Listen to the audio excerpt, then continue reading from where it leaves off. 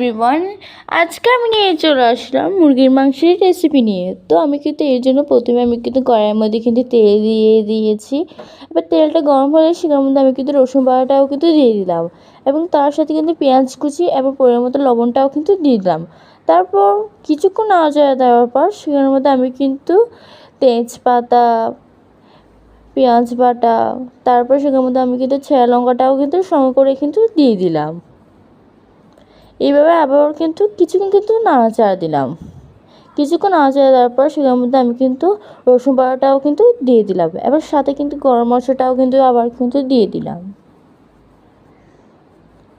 এবার এরকম কিছুক্ষণ নাড়াচাড়া দেওয়ার পর সেটার মধ্যে আমি পরিমাণ মতো মরিচের গুঁড়া, হলদির গুঁড়া, জিরার গুঁড়াও কিন্তু পরিমাণ মতো দিয়ে দিলাম।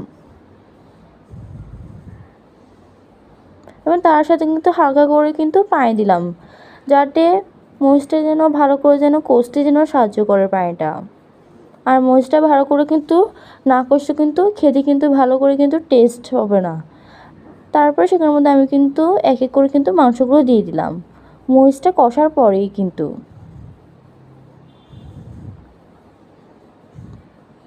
এরকম কিন্তু কিছুক্ষণ কিন্তু নাড়াচাড়া দিতে হবে। এবার কিছুক্ষণ রেখে দিলে আমাদের ঝটপট রেডি হয়ে যাবে মুরগির মাংসের রেসিপি। ভালো লাগলে চ্যানেলটা সাবস্ক্রাইব করবেন আর লাইক করে দেবেন।